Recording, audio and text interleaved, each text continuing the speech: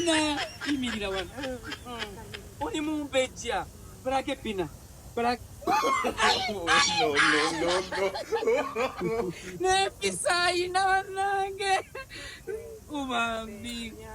Badde nga njagala kufumbirwa. Obadde oludde oyafumbirwa. Njagala kufumbirwa baba. Naye nina omwana ow'obulenzi. Banzaala mudde omwana. Ayogera oluzungu lungi nnyo. Mbadde nsaba tukwatagane ng'omulabirire.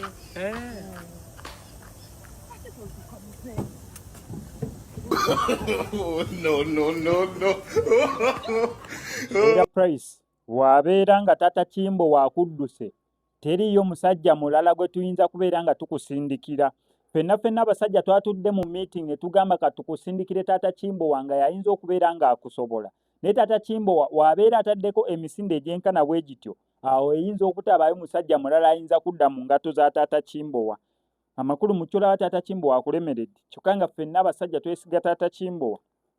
Obufumbo tugambe ki? Nekyo ekiddusiza Tata Kimbo.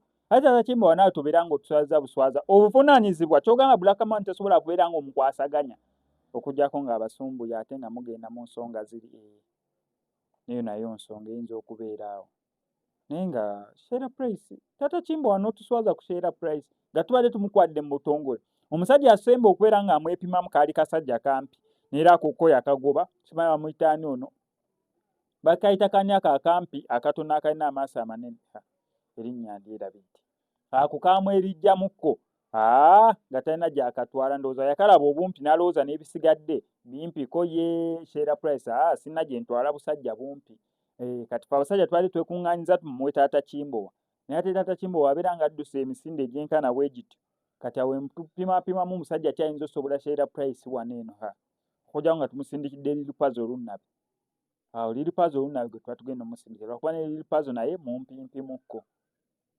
Sheila Price ayinza obeera nga musinga obuwanvu.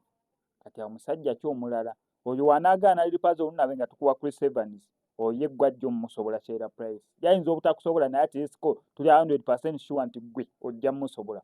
Wano kwa Semex Media ngenda sigala kwa updates gwe kyonna okola subscribinga nyinga notification bell ebisigadde obitulekere. Ate gwe yagala okubeera ng'olanga na pot kuyako obukubizi kw'ennamba y'essimu ebisigadde n'obitulekere.